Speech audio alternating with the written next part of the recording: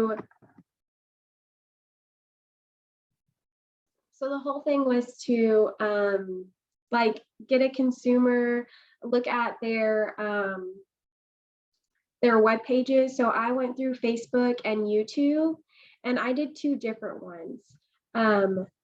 So I found yoga with Adrienne, and I found a boho yoga site, and I went through both of theirs. They both had YouTube and they both had Facebook. And I went through their problems and I went through their solutions, and then how, like, my thoughts on how I could help them throughout their website, and then like what audiences they reach throughout the whole thing. So with Yoga with Adrienne, their YouTube page hit 11.1 subscribers.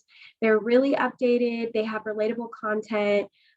She's always posting new videos, whether that's like for beginners. She did a 30-day long yoga course that everybody followed, and it was just a really good hit. On her Facebook page, though, she has a little bit less of followers. She has 742,000. It's not really updated on the Facebook page, and she just kind of uses the same link that goes from YouTube to Facebook to show that content. So it's not a lot of new stuff. It's just being reused on Facebook.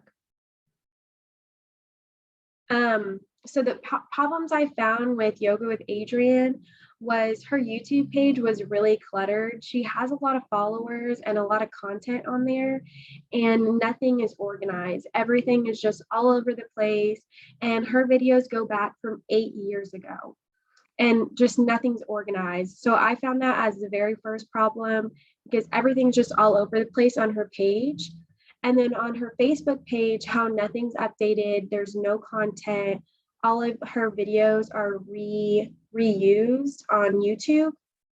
And so I found that as a major problem, because she's not really connecting to a new audience, but the same audience. And she's not really getting much of a feedback on there just because she has the same content as she has on YouTube. So some solutions I found with that is to be intentional with her Facebook page as she is with her YouTube page, because her YouTube gets a lot of hits. So her Facebook could do the same if she stayed as up to date with it. I also found that if she produces different content on Facebook, I feel like she'll get better clients, better viewers on her Facebook page, the way she has on YouTube. Decluttering is a huge thing that she has to do on YouTube, because that's where most of her viewers are, is YouTube. So with everything being cluttered, people can't find stuff as easier, and beginners are going to be overwhelmed with all the content that she has. And then lastly, she needs to stay up to date. Her YouTube is pretty much up to date. The last video she has was 3 weeks ago, which is not that up to date. So I feel like she just needs to be a little bit more intentional there. Her Facebook page is not up to date at all. The last thing she posted was in December, and she just doesn't have much up to date on Facebook. So I feel like that's a really good solution to some of her problems. And then looking over at Boho Beautiful Yoga, they have far less subscribers and followers than Adrienne. But I took a look at this because it's a different aspect of yoga. She does more motivational speeches, more high intensity, all of that good stuff. So she's really up to date with her YouTube page. She has relatable content. Everything on her page is organized. She has everything in folders from beginner to expert. She has her family's lifestyle on there. She has detoxing on there, different traveling sites on there. So she's all over the place, but everything is organized within her page. On the Facebook one, everything's updated. There's a lot of new content. Not everything from YouTube is pulled over towards Facebook. So I think it reaches a really good audience that likes the variety of different stuff that's not just being reused. The problem I found with the Boho Beautiful Yoga was the fact that she doesn't have a whole lot of traffic on her Facebook sites, not compared to how many followers she has. when I was looking, there was about 20 to 30 comments, so there wasn't a whole lot.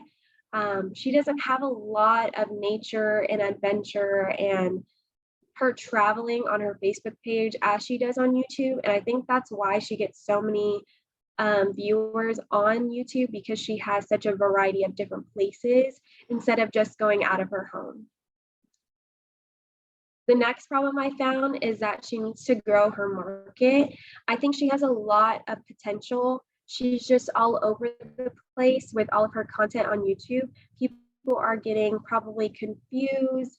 They don't know what to look at, because when you type in yoga on YouTube, she's not the first one you look up. You have to scroll a little bit to find her actual yoga pages. That's just because she has so much content to go through and a variety of stuff, not just yoga.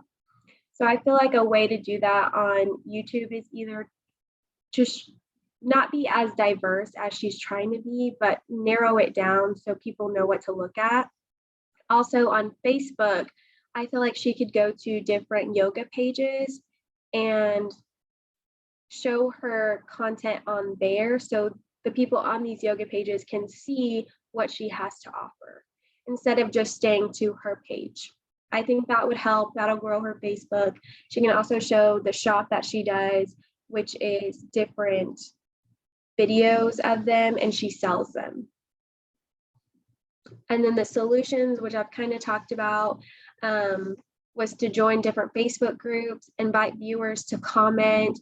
So she could do different marketing techniques to get people to go through the comments, to like something, just see her links that she has going on the same way she does on YouTube.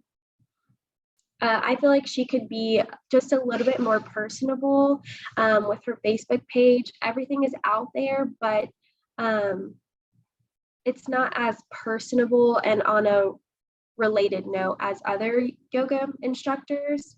And then, like I said, show more adventure on Facebook as she does on YouTube, because I think that's where she gets a lot of her viewers. And then I kind of made some charts to go through these just so you can see like how much Yoga with Adriene it has with their viewers compared to Boho Beautiful Yoga, because it's a huge difference. And I think that Boho Beautiful Yoga could get up there if they did a little bit of a different tactic. And then this goes to show the YouTube page, and then I have them compared towards each other. So I kind of did it as in like what their pages mostly consist of. So Yoga with Adriene mostly consists of like a general idea of yoga. She has some of her lifestyle in there. She doesn't have a whole lot of nutrition in there the way that Boho Beautiful Yoga does. She doesn't have a lot of expert videos either, and just a little bit more of a beginners, which I think people are mostly going into yoga are either expert or beginners. So you have like one or the other. And I think she needs like a little bit more content just to fill in the pie chart. A little bit different with the Boho Beautiful Yoga, because she has a lot of her lifestyle and her family's lifestyle within her videos. And I think she concentrates on that a lot, just to kind of relate to people a little bit more. She has a lot of general yoga in there that's going to be more motivated, more relaxed, all of that you want to see in yoga. She has a large variety compared to others of the nutrition, because she does the detoxing. They really focus on their health, and they let their viewers know that. She doesn't have a lot of beginner or expert videos either, but I think having a good portion of like nutrition, lifestyle in general will help her as well. And then I did the same thing for the Facebook. Their shops on Yoga with Adriene, she doesn't really talk about her shops a lot more. She kind of talks about like a general thing of yoga, the same as she does on YouTube, because everything is transferred over. A lot of it's going to be more pictures than it is videos, as you can see through the pie chart. And then the same with the Facebook with Boho Beautiful Yoga. She doesn't have a lot of her shop on there either. She has more personable. She has a general idea, and she has a little bit of videos, but not too much. which I don't think is a bad thing. I just wanted to emphasize what everyone had on their pages. And then my conclusion of it all is that they have a lot of room to grow. I think they're both on the right spot to getting to where they need to be. I think they both hit a really good consumer behavior on all of their pages because everyone's super positive. There's no fighting, controversial. Everyone's very uplifting, positive, inspirational. So I think they both hit a really good target of consumers on both of those sides, Facebook and YouTube. I think that they also have a lot of things in common, especially on their YouTube page. So I think that's really nice, but it's nice to be different a little bit of the time too. I think they're on a consumer behavior aspect, I think they're really reaching towards being like emotional towards their emotional content, their family, because they talk about their family. Yoga with Adrienne has her dog in every single video. So I think they reached a good target to what they're trying to do. So that's what I have.